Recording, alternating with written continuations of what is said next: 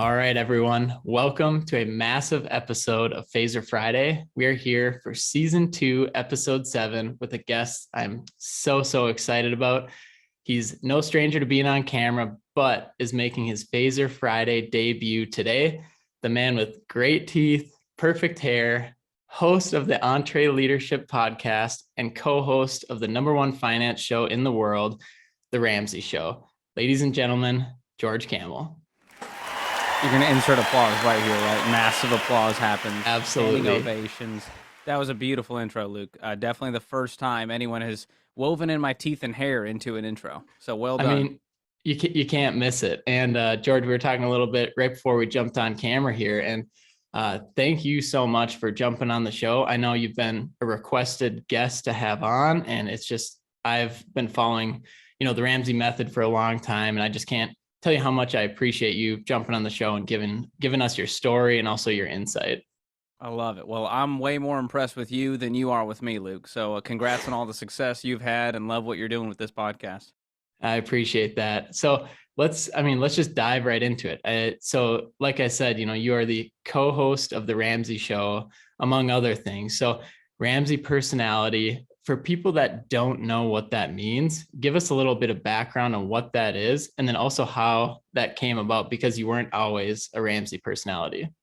Yeah. So when we say Ramsey personality, it's a funny term, but when you think about, a media personality that you might see on your favorite news network, it was just the simplest way to help people understand what we're out there doing. We're teaching, we're speaking, we're writing, we're hosting shows, we're helping bring this message of hope that Dave Ramsey has built for 30 years now to the masses. And Dave knew, hey, I can't live forever, and I want this company to succeed beyond me, and want this message to impact more people way after I'm gone. And so he brought on this kind of squad of people in different areas, money, life, career, relationships, you name it, to really help spread this message to new people in new ways. And so that's what we do. We write books, we host podcasts, we create products. We just want to create tools and resources to help people take the right next step with their life, their money, their career, and their relationships. So that's what that is. And, I didn't start here. I started 9 years ago as an intern for the personalities. So it's very full circle,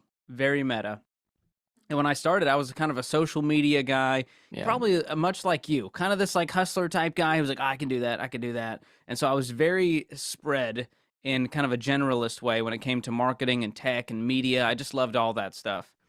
And so I was in the marketing side for about 4 years here at Ramsey, doing social media and email marketing. And then I moved into a host role after hosting our internal event called Battle of the Bands, which is literally the team members form bands, and it's like a concert that we put on, and the team votes on the best bands, and it's tournament style, and it's hilarious and very entertaining. And so after losing 3 times in that, I decided, you know what? I'd rather host. The host can't lose. The host just gets to make fun of the losers.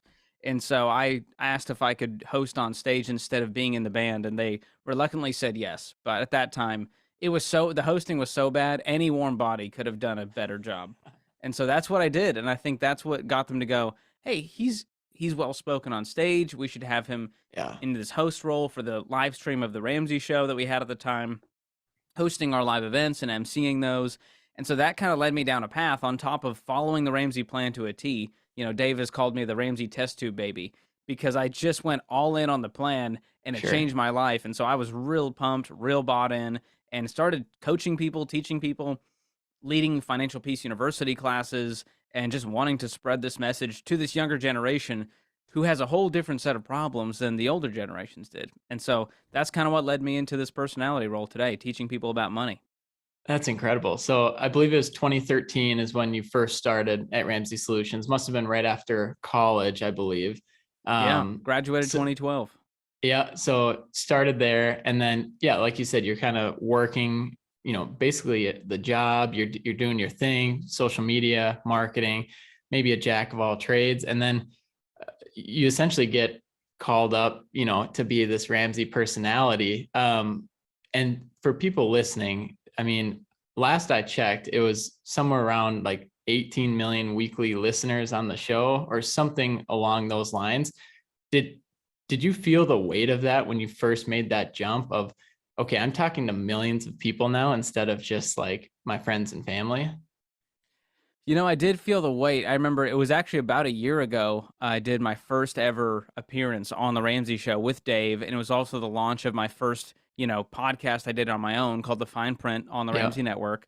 And so there was definitely a feeling of like, oh crap, don't screw this up. Don't embarrass yourself. Don't embarrass Dave. Don't embarrass the company. You feel this weight on your shoulders. But at the end of the day, as a person of faith, I was just like, God has called me to this. And so Yeah. I just let that calm just wash over me and go, I'm here for a reason. I don't know the reason. I know I'm not the guy, but for some reason, God said, you're going to be in this spot. You're going to host this show. You're going to do this podcast. And, I think when I think about the impact more than the audience listening, it Yeah. doesn't matter if it's 10 people or 18 million. Yeah. Just like this podcast, it doesn't affect how you do it based on the number of listeners. Now, you do have an internal filter where you're going, don't say anything weird, don't say anything awkward, don't say a cuss word. You have that Yeah. internal filter that you're always using. But honestly, over time, you kind of, as soon as you sit in that seat and the show's going, it just kind of washes over you and you just become a guy Yeah. talking to America. Yeah, absolutely. And you kind of get in your groove, and maybe it's a flow state, or you just realize like, yeah, it's really not a big deal. You just say what you would normally say, and you just let it happen. And same thing with this show. I don't change when I'm on this show. I don't put on a different face. I just like to have great conversations, and it's worked out so far. So part Exactly. of that is having great guests on that can share their story and also share their insight in business and just in leadership as well. So I know this is a question I was kind of asking around because I didn't want just to be me asking these questions. So I was asking people, what would be some good questions to ask George? What insight do we want to hear? One question I got quite a bit is just overall, what is it like working at Ramsey? It's a huge company. It's honestly ran differently than, I don't know, 80-90% of companies out there. So what's it like working at Ramsey? What are the people like and the day to day? It's a great question. And someone asked me the other day, they said, what is your favorite part of your job? What is the most favorite thing you get to do? And I started going through my head. I was like, okay, the EntreLeadership podcast and the Fine Print and Ramsey Show and speaking at live events and writing. And none of it was the top. The top to me was, getting to work with the team and the people here Yeah. and collaborate and laugh and have fun in the meetings and the planning. That truly is my favorite part when I look back over the 9 years I've been here at Ramsey. And that's why it's so special. It's the people. Because yes, it's a nice building and we've got free coffee and a beautiful cafeteria, but it's not about that. We were in the old Yeah. building and I had just as good of a time in the old building. And so what really has carried this place is the amazing people that kind of gravitate towards our mission and the work that we're doing. And it's one of the reasons we're so intentional about the way we hire. We get made fun of for it because we take so freaking long to make a hire. Yeah.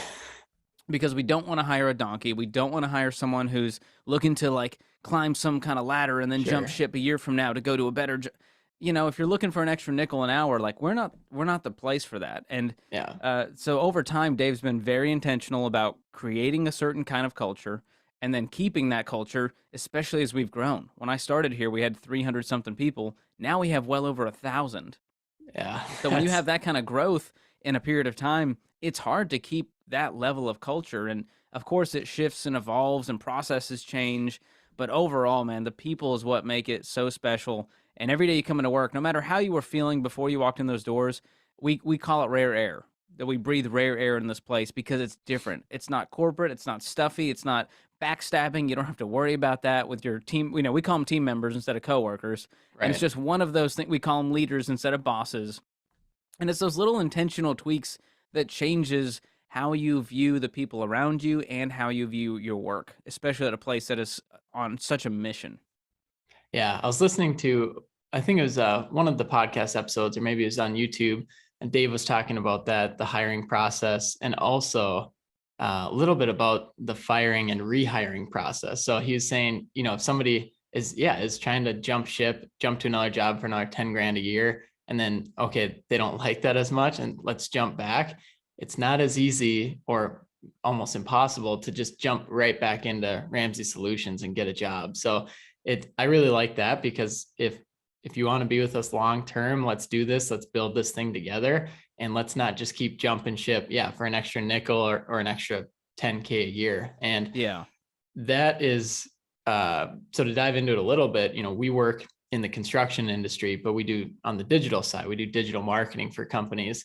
And as most companies are seeing right now, there's this labor shortage, and there's this, everyone is looking for solid employees. So I can relate to that heavily of, okay, if you find good people, take care of them. Let's change this culture. Let's change this norm, and let's have these long-term employees that stay with us. So, and the Great Resignation, I mean, it's an interesting time that we're in, especially as a younger generation, where more opportunities are popping up online. There's more remote working opportunities. So it's been really interesting to see, how our clients have adapted to that, and then also how Ramsey Solutions has adapted.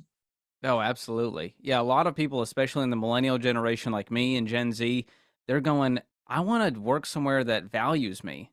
I don't want my job to suck like I watched my parents do for 30 years to get treated like, nothing and get a little cake at the end at their retirement. Yeah. We want more than that. We want meaning, and also we want more money because we're strapped with student loan debt and credit card debt and lifestyle. And so then we're going, I don't get paid enough. And no matter where you live in America, it always feels like, well, I should get paid more. And so there are moments where you go, okay, well, go get you another job that pays more if that's what you need right now. But Right. here at Ramsey, we pay our people well, and we do work that matters. And when you do that, when your work has meaning, you love the people you work with, you stay here long term, and there's always going to be growth involved with that. And I'm a living, breathing example Right. of what that growth looks like. But a lot of people don't want to wait 9 years. And my friend Ramsey personality Ken Coleman, he's got his own show helping people with career, and he had a very similar journey to mine. And it took 8-9 years to get to where he wanted to be. Most people don't have the patience for that. And so that's why we see them, they're trying to do these side hustles and passive income, and they're buying online courses from Grant Cardone because they don't want to wait 10 years. They don't have that delayed gratification. They don't have that patience. And so if you're one of those younger people out there, man, you've got time. Just take it easy, be intentional, be consistent. And over time, you look back and go, wow, man, that was some crazy growth I experienced. Yeah.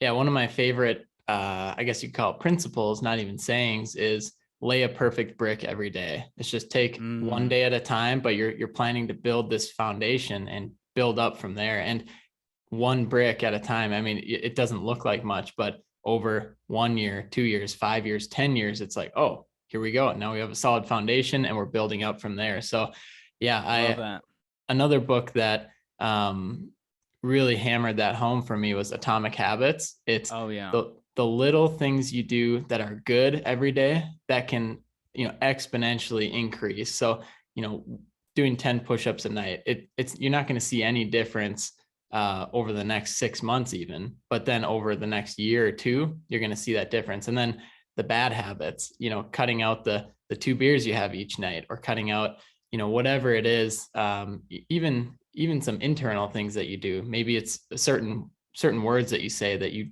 want to get rid of, just cutting those out. And because that can have an adverse effect of those bad habits starting to escalate or de-escalate, and, really become something serious. So Atomic Habits, that book has done a lot for me. And just like we're talking about with building a solid foundation. And you mentioned Ken Coleman. He's been awesome to listen to, because I've always been, I think, an entrepreneur at heart. I started Craigslist flipping back in the day. I would buy something, buy a go-kart, paint it, sell it for more money. And so I got started. I think he was one of the first ones I started listening to. For those listening, Ken Coleman, he specializes in careers and business at Ramsey Solutions. So go give him a listen. And also I want to dive into with you, George, the EntreLeadership podcast. This one, if there's a podcast that has just there hasn't been a podcast that's been more perfect for me and my personality and what I'm trying to do than the EntreLeadership podcast. So thank you for that, but also dive into it a little bit more. I mean, you come out with, I believe it's weekly episodes, and you're talking about entrepreneurship and leadership together. I mean, it's a killer name. So talk a little bit more about the EntreLeadership podcast and a little bit more what that's about. Absolutely. So, Dave, obviously very passionate about small business. He started this business on a card table in his living room and has grown it to where it is today. And so he wrote the book EntreLeadership about a decade ago, or I think it was a decade ago. That sounds about right. And so that was really his playbook about how he grew this business over 20 years, wisdom from the trenches. And so now it's become this entire brand. We put on events and conferences, and we have, an online membership with a content library and tools that you can use with your team. And so that team's been doing a great job helping small business owners win. So one of the taglines we use is we want to help you grow yourself, your team, and your profits.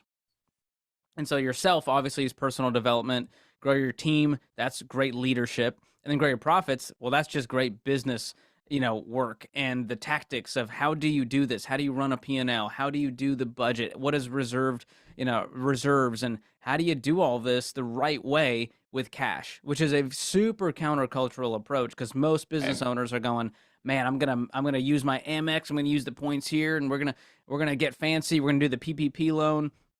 And as we saw with COVID, man, it was detrimental to some small businesses out there when they're strapped with debt and all of a sudden they don't have the cash flow anymore and they still have to make their payments. And so it changes everything when you run your business debt free with great leadership. You will grow an incredible organization much faster if you do it that way. Yeah. And, we had a podcast a couple of days ago, actually, that we were recording, and we had a very good point because I know in the construction industry, it's very difficult to go debt free. And our podcast guest, James, he was saying, this is how I do it, but it's very important that you don't, get mad or judge others for going debt free or for, taking a different route. And in my case, we are debt free as a business. And luckily for us as a marketing agency, it's probably a little bit easier. So that's always my advice to somebody starting a marketing agency, especially because we've done it, is you don't need a big fancy investor. You don't need a big loan or anything crazy. I just posted a video, I think a couple weeks ago, how I started phaser marketing with $221. And it's about as simple as that. And then you just build it up from there. So, that's awesome. Back, to that point is like, I also don't try and, criticize anyone for if it works for them to do what they need to do and they're happy, then, go do it. I'm not going to judge them. But if they ever want to ask me questions about, okay, Luke, I'm interested about, how are you doing this debt free? I always keep my door open and say, hey, let's talk about this. I've got some resources, obviously, and some ideas that we can go over. That's awesome, man. Well, that's so cool that you're living this out as a business owner. And I guarantee you make decisions differently. You hire differently. You can go slower and all the cash flow stays with you. And it changes the way you're able to look at your business and help it grow.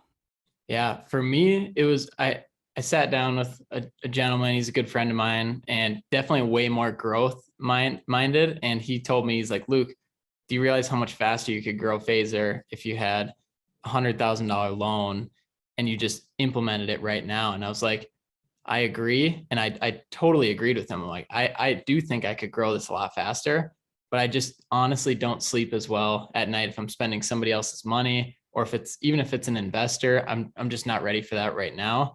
And the great part is I own this business 100% and I can kind of make those decisions and I sleep way better at night. So it's my thing. That is priceless right there. Yeah, 100%. It's like I have learned that why not just do something that'll help myself and my family, help us live a more enjoyable life. And if not everyone does that, that's okay. Absolutely.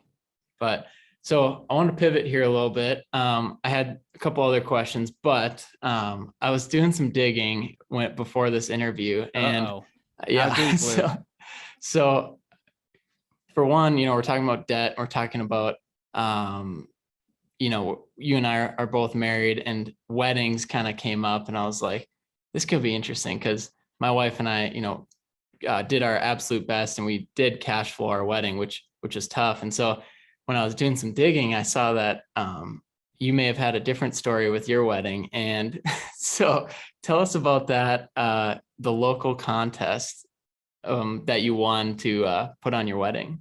Absolutely. So anyone who knows me knows I'm a frugal guy. I don't want to spend more than I have to, but I also have high standards. And so they can, Right. that can conflict sometimes. But my wife, now wife, at the time fiance, she found some local wedding contest online tucked into some website for the venue that no one could see. They marketed it terribly, but it was a Yeah. legitimate free wedding package of $28,000 value that included the venue, the catering, the flowers, Man. the DJ, the photography, you name it. And so we entered this contest, which you just make a 5-minute video, you upload it to YouTube, you send them a link, and they had 7 total people enter this No contest, way. and they chose 5 finalists. We were one of the 5, and here was the stipulation: whoever got the most likes on their YouTube video within 7 days won. And so at the time, I'm hosting a YouTube channel, and Right. truthfully, we had the best video because we've got a great video team, and so I got a buddy of mine here to help with the video. And so we blew him out of the water. We won the contest, and we had this incredible $28,000 wedding at zero cost to us. Man, the lesson to that I see is just getting scrappy and getting creative, because I mean, 7 people down to 5 finalists, and whoever gets most likes on a YouTube video for a $28,000. It Basically, was I mean, insane. you could call it $28,000 cash because you're going to spend that anyway. But I mean, a $28,000 wedding package, that's insane. Yeah, the stipulation was you can only have 50 people, which includes you, the bride, the bridal party. So like it was a Yeah. very intimate wedding, and it had to be on a certain date. Yeah. And so it had to be like on like Friday, November 2nd, see. because it's probably their least desirable date. We're like, we don't care. So I did pay for a camel. I got a camel rental, and I paid for a video guy. So I was probably $1,700 in on my investment, which is still pretty good. That was going to be my next point: is did the 50 people include the camel? Because I mean, when we're digging into count this, that as a guest, luckily. And with the camel, is that, I mean, was there a story behind it, or is that just like because of your name, or what was with the camel? Yeah, we literally were in Memphis, where my wife is from, and it was like one of those Christmas fairs, and there was a camel riding thing, like $5 to ride a camel.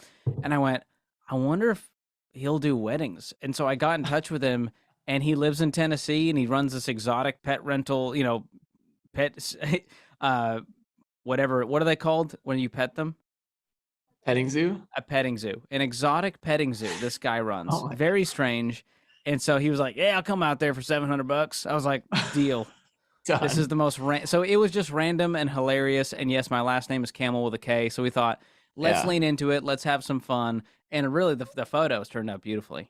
Oh yeah, and that's what I've got here on my desk. I've got the photos, and it's just you it's have so it framed funny. on your desk. Thank you, Luke. Not framed. It's just printed in black and white, but close enough. How creepy would that be, though, if you just had a framed picture of my wife and I on your desk? Right back here. Oh my gosh. No, that'd be a little time. That'll be a little creepy, but yeah, next podcast. So definitely, yeah, I love the creativity, like I was saying, and the frugality, because I feel like I'm that way also, but I do like to spend money on certain things, and maybe you're like that too. So for my wife and I, it's traveling. So I would rather cut everything else, like even clothes too. I usually don't buy myself clothes, and my wife will get me something a couple times a year, but I would rather save that money and put it into one vertical, which for us is traveling. And do you have like that one crutch or that one thing that you do like to spend money on? Because I know you're a frugal guy. Is there that one thing? It used to be like musical instruments, because I was a big musician back in the day, and so I could justify any musical purchase because I was like, well, it's I'm basically an entrepreneur here running a small business. I got to make these investments. Right. But lately, it's probably food. Me and my wife, we're big foodies. We love to go, especially in Nashville. There's a new restaurant popping up every single week, and so that's where we're willing to spend our money. And of course, personal care. I got to get my haircuts every 2 weeks, and people would scoff at how much we have to spend on haircuts, but it's part of the job too. 100%. I had a farmer on YouTube comment being like, I can't believe you spend $30 on haircuts. I spend 15. And I found out he was a farmer because I said, well, some other guy thinks it's crazy you spend 15 because he does it himself for free. And he went, well, I'm a farmer and the cows don't care what I think about what I look like. I was like, well, there you go. Yeah, it's part of the job too, like you said. I mean, you just, yeah, you find your vertical, what is worth spending some extra money on, and then you cut from the other categories. So Yes. I definitely love that. Yeah, and you gotta start cutting spending from the meadowlarks and move it to the food. I mean, going out to eat, that's one of my favorite things to do as well. Going out, trying new foods, going out to, trying to go out to more countries and try their food and their culture, and just figure out, like, just immerse yourself in the culture, and not being afraid to spend a little extra money on a tip, and a little extra money on food as well. Yeah. It's awesome. And that's a very, Gen Z millennials, like we want great experiences more than Yeah. just stuff. Like I think it was a sign of you're doing well for our parents' generation to just like accumulate stuff. And like the more Yeah. attics and garages and the more they were packed, the better off you are. And now we're going like, you know what, we're friends with the minimalists, and their whole Yeah. message is like live with less and you'll have more meaning in your life and more margin in your life and more freedom. And so it's a very much aligns with our money message of live on less than you make, have margin, have options, don't be strapped with Yeah. debt to where you can't, you can't pay yourself at the end of the month. And so that's a big part of how I live my life is just, does this give me options? Does it give me freedom? Does it give me meaning? Yeah, kind of a funny story on that, like with the minimalists, and those guys are awesome. So my wife and I, before we moved to Arizona, actually a year ago today, we moved, and we lived in Omaha, Nebraska, not originally from there. So we had lived there about 3 years. We have two small sedans, just two small cars. And my wife got a job at Carvana down here, and we're like, okay, we're moving in August. And we said, what's the best way to move all of our stuff? And we kind of came to the realization that, okay, well, we don't really need all of this stuff. So let's scrap the U-Haul. Whatever fits in our cars goes, whatever doesn't, it's either in the trash or selling it. Whoa. And we did it. I mean, it was the most freeing thing ever, when I'm just like in my Chrysler 200, she's in her Chevy Cruze, and we're just driving. I'd never even been to Arizona, the state, and we're just pulling up, and I'm like, well, here's our new home. And there's nothing more freeing than that, of just throwing stuff out, selling stuff, using that extra money for when you get to your new home, buy a new couch, things like that. But clothes, all that extra stuff that we just didn't need, I mean, we just got rid of, and it feels awesome. So my Man, that's recommendation, incredible. yeah, my recommendation to anyone that's lived in a home, like, I mean, my parents have lived in our home for 20, 30 years now, is to, yeah, try moving, or even like pretend like you're moving and get rid of everything, and then figure out, okay, yeah, I didn't need 75% of this stuff. Yeah, we definitely get a little too sentimental, and it Yeah. can be very excessive. I mean, I pass by so many garages in my neighborhood, and there's just boxes that you can't put a car in there, just boxes stacked to the ceiling. And Yeah, I'm going, man, it is time to do a purge and simplify our life in every single way possible. totally. So yeah, and I'm going to pivot a little bit here again. So for everyone listening again, thank you. We've got George Kamel. This is season 2, episode 7 of Phaser Friday. Our digital marketing agency, we do digital marketing for construction companies, like I mentioned. Where do you see the future of digital, social media, and YouTube for businesses? Because we kind of came into this industry, it was almost untouched. Most construction companies don't have a solid website. They're not on social media. And I know obviously at Ramsey, you guys are big into podcasts, YouTube, Instagram. Where do you see the future of that for businesses? Well, I think businesses across every industry are needing to pivot and go, hey, the old marketing ways, they're not working anymore. The old lead gen strategies, it ain't cutting it anymore. And it's harder and harder to, do paid media with Google and Instagram and Facebook. It's getting more expensive. It's harder to get Yeah, people's attention. And so the way I think, I'm a big fan of Seth Godin and pretty much anything that guy writes, all of his books and blogs. But there's this idea of like the purple cow, of like what makes you remarkable, to where you pass by a purple cow and you will stop and go, oh my gosh, that's a yeah, purple cow. So what is that for your business? What makes you stand out? What is your unique value proposition? How are you telling your story? How are you showing people that you're real people behind the business? And that's one right, of the reasons we have personalities, because Dave is like, no one's life is changed by a logo. right, It's right. changed because someone spoke something to you. You heard a podcast, you listened to a thing, you read a book. And so I think we need to have people at the forefront of any business, regardless of the industry, and be fun. Yeah. Most businesses, it's just stuffy, it's corporate.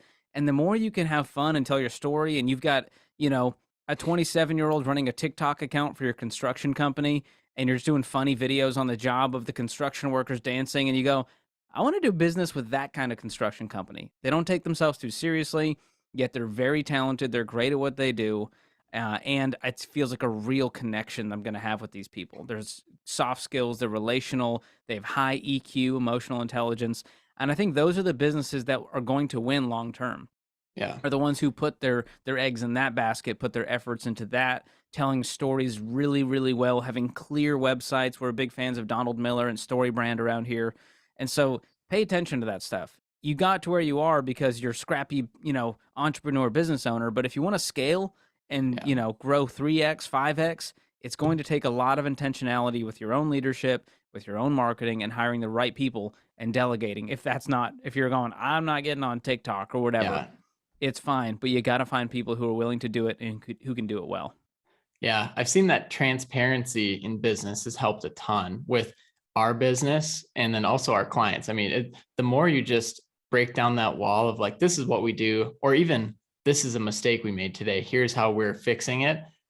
People love that. And they not only love it, but it builds trust. And so that transparency, the easiest way to get that out there is through online media, is through social media, your website. That's where people are. You can't just send a postcard to them, telling them all this stuff. So one thing though, that in the construction industry is that, the old ways will never die. And that's perfectly okay, because a lot of our clients, they have, the handshake agreements, the word of mouth contracts, all of that stuff flowing in. And we're like, that is totally okay. We're not here to replace it. We're trying to round out your business so that when you pass the business off to your son or your daughter, that they have a more well-rounded business that can sustain, the ups and downs of the economy and everything like that. Because if we're just relying on one lead source and one avenue, one channel,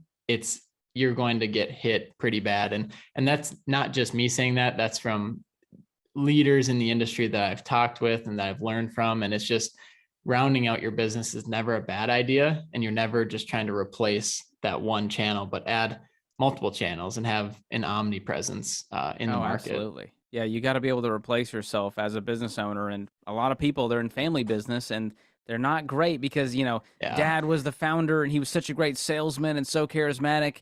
And then he's passing it on to the son and he's kind of throwing the keys as he's falling into the grave. And it's never a great handoff. And that's one of the things we focus on here at EntreLeadership and EntreLeadership Elite, our online membership with our courses and content and e-coaching and all the things we do. We're helping business owners pass this off consistently, steadily over time in such a way where they can just slowly let go and the business runs without them. And it doesn't tank because it was all based on the founder. Yeah, I was debating if I was going to go down this rabbit hole, but I think I'm going to. I was at one of my coaching conferences in Miami a couple weeks ago, and one of our coaches told this story about his business, and somebody had asked him if he had ever wanted to sell, and he's like, "No, like why would I want to sell?" And then this other guy had said, "Well, even if you don't want to sell, you should structure your business so that you could sell, even if you don't want to, because then you have the systems and processes in place that the business can run without you." And that's kind of the mindset, and the point is you don't need to sell your business. You don't have to, but if you're able to, that means you have something in place that can run without you. So I thought that was really cool. Yeah. There's definitely a much deeper story to it that, I'm not going to get into on here, but basically, he had a health scare and he had to go in and tell his son that, I hope I get to see you again. And in his mind, he just kept thinking, well, what happens if I do die? And what happens to the business? What happens to my wife and kids? We can't sell this thing. I mean, it's based off of me. And, if it did happen, like, what does that future look like? So that is kind of how I framed, or I'm working on framing the work we do with our clients is, you don't have to sell your business, but let's try and get you to a point where you have a well-rounded business so that if anything happened, you have a system that we can plug people into and run. So I think for anyone running a business, that should be the goal, in my opinion, because you're not going to be able to do it forever. And you even need a if you, vacation sometimes. You need a yes, sick day sometimes. absolutely. And it's even if you love what you do, which most of us do, we love what we do, but yeah, you need a vacation, you need a sick day, you need to go to your kid's baseball game. Like, just having those systems set up, I think, are so important. Yeah, so true. So diving back into Ramsey Solutions, Ramsey personality, you get to sit, side by side with a lot of your Ramsey personalities. Who do you spend, this is kind of a two-part question. Who do you spend the most time with outside of the show? And then what's it like working with Dave? Oh, that's fun. Okay, who do I spend the most time with? I would say, because Rachel Cruz and I are both in the money lane, Yeah. we've been doing a lot of collaborations together on Instagram Reels. We're working on a new podcast together. And so there's a lot of crossover and fun banter and chemistry. And I'll make jabs at her and she'll make jabs at me on her show or whatever. And so that's probably the person, in a work sense. And then I sit to my left is Rachel Cruz. To my right is Ken Coleman in our little cube suite we've got. And so those are the two I banter with the most. And Ken's been a great friend of mine, and his wife Stacy. And we just got dinner the other week, and I'd love to connect with Ken. He's a good time, great storyteller, hilarious guy. And so I love just hanging out with Ramsey personalities. It's not often, we're like, two ships passing in the night a lot of the time because we're all so busy running from one thing to another. But man, when we get to connect, it is some really special time. Man, that's incredible. And your other question, working with Dave Ramsey, what is that like? Yeah. It's frightening, Luke. It's absolutely frightening. No, I feel like a wiener in a steakhouse when I'm hanging out with Dave, because the dude he's legendary, and I can't hold a candle to the guy, but it's an honor that he's given us his platform so generously. He's given us this baby that he's been developing for 30 years with the show and the platform and this company, and he's trusting us to carry this message and carry the torch. And so it truly is a great honor. He's an inspiring, passionate, intense leader. He's exactly what you would picture. And he cares so deeply about the customer, the fan, the audience. And so that is such a great reminder. I mean, he'll still, every staff meeting, he'll read a letter from someone who wrote in and their life was changed to remind us that what we do matters. And it's not about us in this building and how fancy the cafeteria is and our internal events. It's about the people outside of these walls. And so he doesn't have to be here still. He doesn't have to keep working, but the man loves this mission so much. He cares so deeply. And so that's what keeps me going. When I'm sitting next to him, I'm pinching myself going, oh my gosh, I'm sitting next to Dave Ramsey helping these callers. And so it's the honor of a lifetime, and he truly is an incredible, incredible leader. And it's been such a joy to work with him. Yeah, it's like he's mentioned before. He's like, I could have retired a long time ago if I wanted to. But he's always reminding us. Yeah. I'm like, Dave, I still got 30 years before I can retire. All right, give me a break. Right. So I actively remember this because I was listening to the show. I think I started right when I was about to graduate from college because I knew I had some debt coming my way. Or actually I already had the debt, but I knew I had to pay it off. So that would have been 2017, 2018 probably. And that's back when it was the Dave Ramsey Show. It was just him, if I remember correctly, in the old office. And I vividly remember that shift of, it kind of going to the Ramsey Show and then the Ramsey personalities. I was excited though, because you almost diversify the company. And I think it was definitely a big decision. I'm sure he took a lot of time to think about it, but kudos to him because he's built this up for 20, 30 years. And then he, having to kind of pass that off to other personalities as well. But the quote that I thought of when all this was happening was, if you want to go fast, go alone. If you want to go far, go together. And you can only go so far if it's just Dave and, what happens in 20 years. So I think it was really cool to see the diversification of the company to be, the Ramsey Show, and then to have all the personalities come in and tackle each channel, whether you're talking about personal finance, careers, mental health. There's so many different avenues that you guys tackle now, and you always have, but even more clear nowadays. Yeah. And we talked about succession earlier as a business owner. And this is you're seeing it happen in real life here at Ramsey Solutions, where Dave is going, I'm not going to live forever. We've got to pass this thing on. It cannot die with me. And so that takes a lot of humility.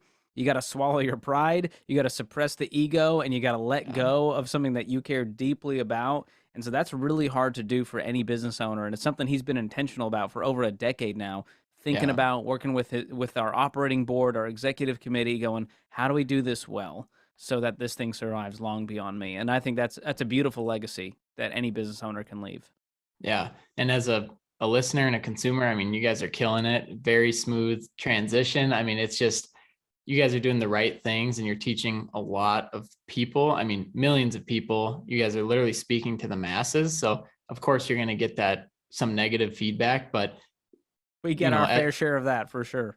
Yeah, I'm sure. And, but the positive feedback that you get, those letters that you get of people's lives changing, like that's what you should hold on to. And that's what really matters, is because you're going to get a lot of negative feedback, which you guys talk about all the time, but the positive stuff, the life-changing stuff, that's what it's all about. And, even myself and my mission with my company, it's like, how can we as a team impact people's lives? Like, instead of us making this amount of money in year 5, how can we give this amount of money in year 5? And just restructuring your frame of mind. So you guys have been killing it.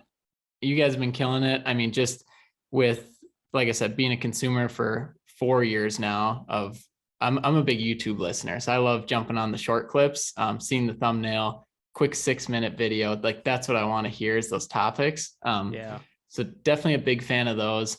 And I wanted to, we have a lot of listeners that either have a podcast or they're looking to start. Like, most of our listeners are pretty entrepreneurial. They're a lot of ideas. So I thought this would be a good segment to kind of wrap up the show here. And thanks again for being on debut of Phaser Friday. So for anyone listening, what would you recommend they would do to start a podcast? So they're sitting here listening, they don't have one, but they would like to start. Like, what are some of the first steps if they want to start either like a media channel or a podcast specifically? Well, I would start with a goal in mind and a vision, and know that do it if zero people listen to the podcast. Most people get into it because they go, oh, this is going to be big. A buddy of mine, we had an idea for this podcast, or I run a business, so I guess I should have a podcast. Don't think like that. Think, how can I serve people? How can I add value? What is the thing that I can't help but talk about? Who are the people that I can bring on to help spread the message that I'm passionate about? And then go about the business of starting small, but starting soon. I made the mistake when I wanted to start a podcast years ago. I had a Google Doc that was like 88 pages long of planning, and here's the taglines, and here's the segments and the guests. And I got so wrapped up in the planning that I never started. And so that can happen for a lot of business owners out there. It's scary to start, and you feel like, well, I got to build out a studio, and I need to have fancy equipment and lighting. No, go get you a USB mic on Amazon with GarageBand on your Mac, and just hit record and go from there. And you're going to suck at first, and that's normal, and that's good. And the goal is you get better every time. And over time, you go, all right, I'm going to upgrade. I'm going to get the SM7B from Shure, and I'm going to get an audio interface, and I'm going to, get some studio lighting and add video now. But don't feel like you need to get to that level. There's such a high expectation of what it needs to be. But truthfully, the best content is the one that serves people, that adds value to people's lives. And yes, you don't want audio and video to be a distraction. So make sure the mic isn't 14 miles away and it's got scratchy audio. Make the podcast that you would want to listen to, and know that it's going to take a lot of time to grow. And you've been very consistent with your podcasts, and the growth is going to be incremental, and it's going to be like a 401k account. Compound growth is going to start to kick in, and 5 years down the road, you go, wow, we're starting to get some leads from this. The marketing is working. We're getting some incredible guests. We're getting reviews. The listeners are giving us feedback. But if you do it for that on the front end, you'll give up tomorrow. Yeah. Yeah. It's the biggest part for me was the consistency. And what I did is just say, okay, I'm going to tell everyone that I'm posting one podcast a month on the last Friday of the month. And then it literally broke down every excuse of, okay, well, I can't not post this. So the more you throw it out there and tell people, The social accountability. Yes, absolutely. Yeah. Because otherwise I probably wouldn't be that consistent. I would hide behind, what we're doing. So consistency, the best setup to get started is probably what you have right now, your laptop, Zoom, record, put it out there, and then upgrade from there. So yes, perfection is the enemy. Do not wait for everything to be perfect and all your I's dotted, your T's crossed, you get the perfect equipment. Just get out there and start. Because half the people go, this ain't it. This is not for me. And you go, great. Glad you figured that out sooner rather than later. Right. Before you wrote up 88 pages, in your Google And most Docs. people start it and they can never keep it consistent. And so I'd rather you do it consistently at a sustainable pace versus going all in and going, we're going to do a daily podcast. No, don't do that. You can always scale it later and do more episodes and all that. But, it's a tough thing in today's world because it's so saturated and everyone's got a podcast. And so don't worry about trying to hit the charts. Just worry about adding value to that one person's life. And if you do that consistently, it'll be 2 people and then 10 people, then 1,000 people. Right.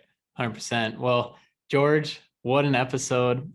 Just wrapping up here. Thank you so much for joining us on episode 7 here of Phaser Friday. Any last words before we jump off here and go on with our day? Any last words? Well, I want to make sure people know where to connect with me and find the podcast. So EntreLeadership podcast, if you're a business owner or you're interested in leadership, you want to grow in that area, it's a great podcast to check out every single week. I've got one called The Fine Print. We did season 1 with about 11 episodes, all about the hidden truths that are keeping people broke, so many traps out there. And of course, The Ramsey Show. I'll be on today and tomorrow, so you can find me there a few times a week hosting as well. And I'd love to connect with you guys at George Kamel. With a K, Kamel on Instagram and Twitter and all that stuff. And, parting words, live on less than you make. It's just good life advice. And when you do that, we talked about simplicity earlier. I think that's what people are craving in today's chaotic, distracted, noisy world is just simplicity. And you can do that with your money. You can do that with your business, and you can do that with your life. Absolutely. So go give George a follow and go follow his podcast as well. And on the Fine Print podcast, listen to the episode about Robinhood, how Robinhood is screwing you. That episode is killer. Definitely go give him a listen, go give him a follow. And George, thank you again and hope you have a great day, man. Thanks, Luke. Honored to be with you.